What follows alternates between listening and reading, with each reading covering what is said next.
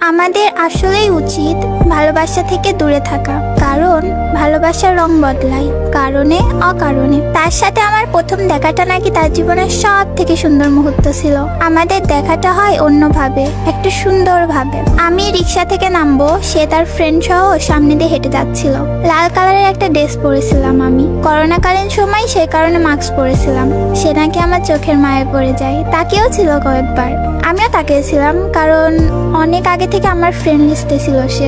আমি হুট করে দেখে তাকে চেনার চেষ্টা করছিলাম, পারিনি। তারপর সে প্রতিদিন আমার প্রাইভেটের টাইমে দাঁড়িয়ে অপেক্ষা করতো আমার জন্য। আমারও ভালো লাগতো ব্যাপারটা। তারপর তার সাথে অনেক কথা হয় আমার। সেও বেশি সময় নেয় না, কিছুদিনের মধ্যে আমাকে জানায় সে আমাকে ভালোবাসে। প্রথম দিন পরি দেখেই সে ভালোবেসে ফেলেছে। আমি রাজি হইনি, কিন্তু মনে মনে অনেক পছন্দ করতাম, কিন্তু বুঝতে দিতাম না।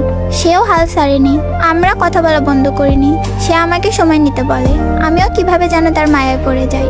একটা সময় সে কারো থেকে শুনে আমার রিলেশন আছে, আমি নাকি রিলেশন করি, তবুও তাকে বলিনি। ইত্যাদি কারণে আমাদের ঝগড়া হয়। তারপর আমাদের 4 মাসের মতো কথা হয় না। তারপর একদিন সে আমাকে মেসেজ দেয়।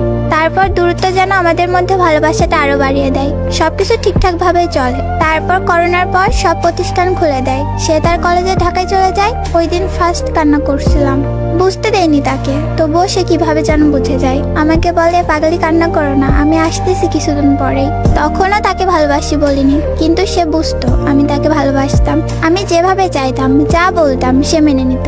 এসব দেখে আরো বেশি মনে ধরে যায় সে। 3-4 দিনের ছুটি পেলেই আসতো শুধু আমাকে দেখার জন্য। দেখা করতাম, সুন্দর সময় কাটতো আমাদের। প্রতিবার সে যাওয়ার দিন আমি অসুস্থ হয়ে যেতাম। সবকিছু ঠিকভাবেই চলে। ঢাকায় যাওয়ার পরও আমাদের মাঝে মাঝে ঝগড়া হতো। 1 থেকে 2-3 মাস কথা হতো না। অনেক ছেলে আমাকে চাইতো, সে ভয় পাইতো যদি ছেড়ে যায়।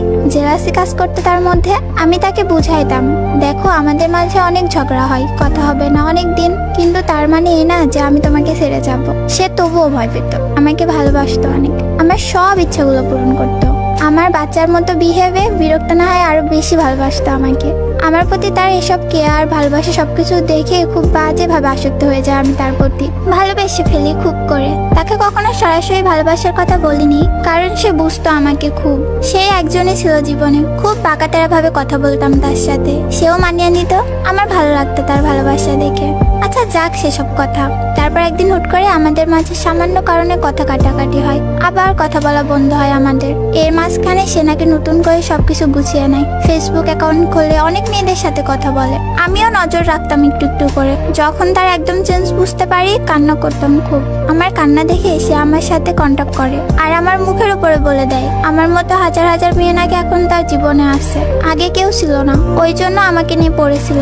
এখন অনেকেই আছে তার জীবনে। তারপরে আমাদের কথা হয় চ্যাটিং এ। সে আমার নামে নানা রকম বাজে মন্তব্য করতে থাকে, ব্লেম করতে থাকে আমাকে অবাক করে দেয় একদম। একটা মানুষ কিভাবে এতটা চেঞ্জ হইতে পারে আমার জানা নেই। সে তার মতো গুছিয়ে নেয় সবকিছু, আর এদিকে আমাকে ভীষণ রকমের আসক্ত করে। তার যেন কিছুই যায় আসে না। আমি বিশ্বাস নিয়েছিলাম প্রতিবারের মধ্যে এবারও সব ঠিক হয়ে যাবে, অথচ সে কি সুন্দরভাবে অন্যতে আসক্ত হয়ে গেল। সব সময় কান্না পায়, অন্য মনস্ক থাকে, খেতে পারি না, পড়তে পারি না, সবকিছু যেন এলোমেলো হয়ে গেছে আমার আম্মু পর্যন্ত আমাকে দেখে নিজেই কান্না করে, ভাবে আমি অসুস্থ হয়ে যাচ্ছি দিন দিন। কিন্তু আম্মুকে তো বলতে পারি না কেন তার মেয়ের এই অবস্থা। বলতেও পারি না তার মেয়ে ভালো নেই। দোষ আমারও কিছু ছিল, আমি খুব কম প্রকাশ করতাম ভালোবাসা। কিন্তু এই সামান্য কারণে তো আর বিচ্ছেদ হতে পারে না। অন্তত তার মতো মানুষ আমাকে এতটুকু কারণে ছেড়ে যেত না। সে সব সময় বলতো আমি নাকি তাকে ছেড়ে যাব, অথচ আজকে 3rd আক্রমণে সবকিছুর সমাপ্তি ঘটায়। অথচ আমার কখনো মানুষের অভাব ছিল না, এখনো নেই। তার সাথে আমার অনেক অশান্তি হতো। ছেড়ে যাওয়ার হলে আমিও পারতাম।